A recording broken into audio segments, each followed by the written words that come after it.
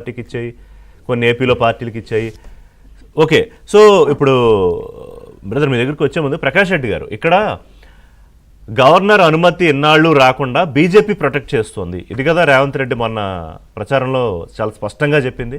అలాగే అసెంబ్లీ ఎన్నికలకు ముందు కానీ జూబ్లీ హిల్స్ ఎన్నికల్లో కానీ ఆయన ఎస్టాబ్లిష్ చేసిన పాయింట్ ఏంటంటే మీరిద్దరూ ఒకటే అనేది, బీఆర్ఎస్ని ప్రొటెక్ట్ చేయడానికి రాజకీయంగా కానీ లీగల్గా కానీ బీజేపీ సర్వశక్తులు ఒడ్డుతోందని. సో ఇప్పుడు ఈ ఫార్ములా రేస్ వ్యవహారంలో ఏం జరుగుతుందని మీ అంచనా? సార్ ముందు మిత్రులందరికి నమస్కారం. సార్ నేను ఒక చిన్న ఇది తెలంగాణ రాజకీయాల్లో ఇది ఒక అలవాటు అయిపోయింది, ఇది ఒక జోక్ కూడా అయిపోయింది సార్. అలవాటే కాదు, ప్రజలకు కూడా జోక్ లాగా అయిపోయింది సార్. బీజేపీ బీఆర్ఎస్ ఒకటే, బీజేపీ కాంగ్రెస్ ఒకటే, లేకపోతే బీఆర్ఎస్ కాంగ్రెస్ ఒకటే, మూడే కదా సార్, మూడు స్తంభాలటలాగా ఉంది స్టేట్మెంట్. కానీ ముగ్గురులో ఎవరు తోకటో అనేది కన్ఫ్యూజన్ ప్రజలకి. ప్రజలకు కన్ఫ్యూజన్ అయితే ప్రజలకు క్లియర్గా ఉంది. మనము ఏదో ఇది ఒక పొలిటికల్ స్టేట్మెంట్ లాగా మీడియాలో వచ్చే స్టేట్మెంట్ లాగా మాట్లాడుతున్నాం తప్పిస్తే ఈ స్టేట్మెంట్ ఎవరు ఇచ్చినా కూడా స్థాయి తగ్గుతుందని నా అభిప్రాయం సార్.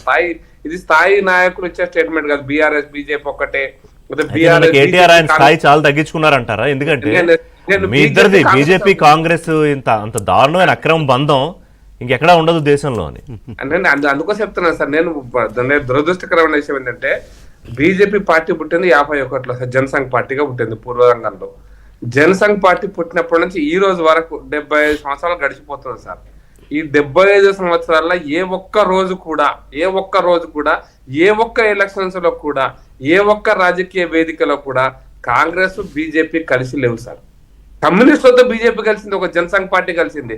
కమ్యూనిస్టులతో ఎక్కడొక్కడ సమస్యల మీద కలిసి పోరాటం చేసింది. కానీ కాంగ్రెస్ తో కలిసినటువంటి సంఘటనలు ఇప్పటిదాకా ఈ 75లో ఏ రాష్ట్రంలో కూడా లేవు సార్. ఈ ఒక్క రాష్ట్రం కాదు, ఏ రాష్ట్రంలో కూడా లేవు సార్. మరి ఇక బీజేపీ కాంగ్రెస్ ఒకటే అనేటువంటి ఆర్గ్యుమెంట్ తప్పనేది నేను చెప్పడానికి పాయింట్ సార్. రెండు, బీజేపీ బీఆర్ఎస్ కూడా ఎప్పుడు కూడా బీఆర్ఎస్ పుట్టినప్పటి నుంచి ఇప్పటి వరకు బీఆర్ఎస్ తో ఏ ఎలక్షన్స్ కూడా మేము కలిసి లేము. ఏ ఎలక్షన్స్ కూడా అంటే ఒక ఎలక్షన్స్ విషయంలో మేము ఒకటి కాదు రెండు అనుకుంటే కరెక్ట్ చెప్పాలంటే, ఒకటేమో మేము అసలు పోటీ చేయలేదు. ఎందుకంటే కేసీఆర్ గారు రెండోసారి అంటే మంత్రి పదవికి రాజీనామా చేసి కరీంనగర్ పార్లమెంట్ పోటీ చేసినప్పుడు బీజేపీ పోటీ చేయలేదు, రెండోసారి పోటీ కూడా చేసినాం. ఒకటి ఎండల లక్ష్మీనారాయణ తెలంగాణ ఉద్యమం కోసం రాజీనామా చేసినప్పుడు అప్పుడు ఒక్కసారి బీఆర్ఎస్ పార్టీ, అప్పుడు టీఆర్ఎస్ పార్టీ బీజేపీ అభ్యర్థికి మద్దతుగా ఎన్నికల్లో పాల్గొన్నారు సార్. ఒక్కసారి అది మీకు తెలుసు. నిజామాబాద్ బై ఎలక్షన్స్ లో 2010లో జరిగినటువంటి ఎలక్షన్స్ లో ఒక్కసారి పాల్గొన్నారు సార్. అది తప్పిస్తే బీజేపీకి బీఆర్ఎస్ ఇక్కడ సంబంధం కానీ అనుబంధంగా లేదు. ఊకే బీజేపీ బీఆర్ఎస్ ఒకటంటే ఎవరినెవరు కాపాడుతున్నారు అనేటువంటి స్టేట్మెంట్ అనేది తప్పని చెప్పదలుచుకున్నారు సార్. ఒకటి.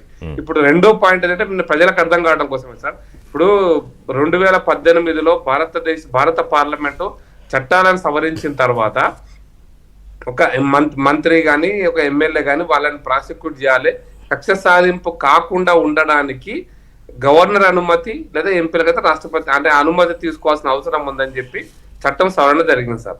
దానికి అనుగుణంగా గవర్నర్ కి మీరు పంపించారు. దాంట్లో చాలా స్పష్టంగా ఉంది సార్. ఎంత స్పష్టంగా ఉంది అంటే సార్, అంటే సబ్జెక్టెడ్ టు ది కరెక్షన్. మళ్ళీ నేను దీంట్లో కూడా నేను correction 140 section 146 sir, administrative expense of court. 163 sir, 160 section parliament అంటే 160 కౌన్సిల్ ఆఫ్ మినిస్టర్ దాంట్లో sir. Sanction to prosecute MLA under section 197 criminal PC is discretionary with the governor. ఎందుకు ఇచ్చారంటే sir, కక్ష సాధింపు అంటారు, ఇదంటారు, అదంటారు. గతంలో కూడా ప్రతిపక్షం అటువంటి జరిగినప్పుడు కొన్ని ఫైల్స్ విషయంలో అనుమానాలు ఎలా అయితే గవర్నర్ గారి దగ్గర రాష్ట్రపతి గారి దగ్గర ఉండిపోయాయి ఇదంతా జరుగుతుందో, ఈ ప్రాసిక్యూషన్ కి సంబంధించి కూడా పైనుంచి ఆదేశాలు లేవు కాబట్టే గవర్నర్ గారు దాన్ని ఓకే చేయలేదని, మొన్న ఓకే చేశారని, ఇది కదా కాంగ్రెస్ పార్టీ. పైనుంచి కింద నుంచి లేవు సార్. అందుకోసం నేను చట్టాన్ని చదివినిపిస్తున్నాను సార్. చట్టంలో ఏం చెప్పినారంటే గవర్నర్ వ్యవస్థనే. గవర్నర్లు ఎందుకున్నారు అనే దానికి కూడా మళ్ళీ ప్రశ్న వస్తే వ్యవస్థ దాని గురించి చర్చ ఉందండి, దాని మీద అభ్యంతరాలు ఉన్నాయి. కాదు, నా పాయింట్ ఏంటంటే ఋషి గారు చెప్తాను నేను.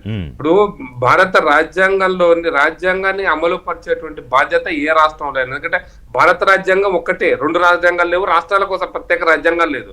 భారతదేశాన్ని ఫెడరల్ ఫెడరల్ ఫెడరల్ అంటారు చాలా మంది, కానీ ఇది క్వాజీ ఫెడరల్ గవర్నమెంట్ తప్ప ఫుల్లీ ఫెడరల్ గవర్నమెంట్ కాదు. ప్రపంచంలో ఇది క్వాజీ ఫెడరల్ గవర్నమెంట్. అమెరికా లాగా ఏ స్టేట్ కా స్టేట్ సపరేట్ స్టేట్ కాదు.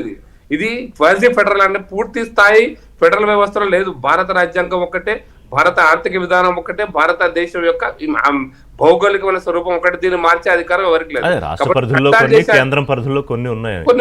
అంతే తప్పిస్తే అది భారత రాజ్యాంగం కిందనే పనిచేయాలి. రాష్ట్రాలు కూడా మీరు అసెంబ్లీలో చట్టం చేసినాం, మాకు ప్రజలు మ్యాండేట్ ఇచ్చిండ్రు కాబట్టి మేము చేసే అధికారం మాకు ఉంది అంటే లేదు. చట్టాలు భారత రాజ్యాంగం యొక్క మౌలిక అంశాలను మార్చే అధికారం పార్లమెంట్ ఇట్లా లేదని సుప్రీంకోర్టు కాదు. మనం రాష్ట్ర ప్రభుత్వాలకు ప్రకాష్ రెడ్డి గారు ఇప్పుడు కాదు. నా పాయింట్ ఏంటంటే గవర్నర్ అనుమతి ఇప్పుడు వచ్చేసింది కదా. సో ఇవాళ రేవంత్ రెడ్డి ప్రభుత్వం ముందు ఉన్నది ఏంటంటే వారు పరిశోధన చేసి విచారణ చేస్తున్న ఏసీబీ, అలా ఈడీ వ్యవహారం మళ్ళీ వేరే, అది కేంద్రం పరిధిలోకి వస్తుంది అనుకోండి. ఇప్పుడు ఏసీబీ ఛార్జ్ షీట్ ఫైల్ చేసి అరెస్ట్ చేస్తుందా కేటీఆర్ని? ఈ కేసులో అరెస్ట్ అవుతారా కేటీఆర్? నేను చాలా క్లారిటీ చెప్తాను సార్. ముందు ఏసీబీ దర్యాప్తు చేయాలి సార్. ఏసీబీ దర్యాప్తు చేసినాక ఇందుట్లో ప్రాథమికమైన సాక్ష్యాధారాలు కనుక ఏసీబీ సేకరించగలిగితే ఆయన అరెస్ట్ చేసి కోర్టు ముందు పెడతారు సార్. కోర్టు ముందు పెట్టినప్పుడు కోర్టు ముందు న్యాయస్థానం ముందు న్యాయమూర్తి ముందు మేము అరెస్ట్ చేయడానికి బలమైన కారణాలు నిరూపిస్తేనే వారు జైలుకు పోతారు సార్, లేకపోతే జైలుకు పోరు, సాయంత్రం వరకు బెయిల్ వచ్చేస్తారు సార్. కాబట్టి బాధ్యత అంతా కూడా మీరు అలా ఎన్నికల కంటే ముందు మేము కటకటాలు వెనుకూస్తాం, జైలు ఉంచుతాం, ఈ భాష అంతా కూడా ఎన్ని మాట్లాడినా బట్ ఫైనల్ గా న్యాయమూర్తి నిర్ణయించాలి. కాబట్టి న్యాయమూర్తి ముందు వీళ్ళు దర్యాప్తు చేసినటువంటి ఏసీబీ కావచ్చు, లేదా దర్యాప్తు ఇంకే సంస్థ దర్యాప్తు చేసినా ఆ దర్యాప్తులోంచి ఇందుట్లో మీరు మళ్ళీ కూడా చెప్పిన ప్రొసీజర్ ల్యాప్సెస్ అంటే హైదరాబాద్ బ్రాండ్ ఇమేజ్ పెంచడం కోసం మేము అన్ని ప్రొసీజర్స్ అన్ని నియమ నిబంధనలు తుంగలు దొక్కినామన్నా కూడా అది చట్టం ముందు నేరమే అవుతుంది సార్. కానీ మీ అనుమానం అంటే పార్టీ అనుమానం, కేంద్ర హోంశాఖ సహాయ మంత్రి ఆయనే స్వయంగా నిన్న చేసిన కామెంట్ ఏంటంటే ఆర్కే ప్రభుత్వం నడుస్తోంది కాదు కదంటే మీరు ఇందాక చెప్పారు కదా ఆ ప్రజలకు క్లారిటీ. దీని కూడా చెప్పారు రేవంత్ రెడ్డి కేటీఆర్ ప్రభుత్వం నడుస్తోంది కాబట్టి ప్రొటెక్ట్ చేస్తాడు అనేది ఆయన. అది కరెక్టా? తప్పుదారి పట్టించడం, విచారణ సంస్థలను ప్రభావితం చేయడం కాదా అది ఆయన కేంద్ర హోంశాఖ స్థాయిలో మాట్లాడితే? నేను ఆ స్టేట్మెంట్ ఇచ్చేటప్పుడు విలేకరులు అడిగిన ప్రశ్నకు సమాధానం సార్. విలేకరులు సమాధానం ఆయన మాట్లాడిందే కదా. నేనున్నాను సార్, అక్కడ నేనున్నాను. అప్పుడే ప్రశ్న ఇప్పుడే కోర్టు జడ్జి గవర్నర్ గారు ఫైలు పంపించారని వచ్చినటువంటి గంటకే జరిగినటువంటి విలేకరులు అడిగిన ప్రశ్నకు సమాధానం చెప్పారు. ఏంటంటే మీరు కాపాడుతున్నారట కదా అని ప్రశ్న అడిగితే మేమెందుకు కాపాడుతాం, ఆర్కే ప్రభుత్వం నడుస్తున్నప్పుడు మేమెందుకు కాపాడుతాం, కాపాడట్లేదు మాకేం సంబంధం అంటే సరిపోయేది. ఆర్కే ప్రభుత్వం అంటే రేవంత్ రెడ్డి కేటీఆర్ ప్రభుత్వం అనడం అది ఆయన కూడా అన్నారుగా. మరి నేను సార్ అందుకోసం చెప్తాను. నేను అక్కడ ప్రెజెన్స్ లో ఉన్నాను, అట కాదు. నేను అక్కడ ఆయన పక్క నిలబడే ఉన్నాను, బయట ఇచ్చినప్పుడు ఆయన పక్క నిలబడే ఉన్నాను. కాబట్టి అంత మంచి మనిషిని అడిగితే ఎట్లా? నేను పక్కనే ఉన్నాను కాబట్టి నేను చాలా ఏమంటారు మంచి మనిషి చెప్తే చెప్పలేరు.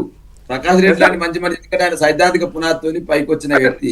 నేను అందుకోసం నేను ఇబ్బంది పెట్టాను కాదు. బండి సంజయ్ గారు అన్నారు కదా. నేను ఒక బ్రేక్ తీసుకున్న తర్వాత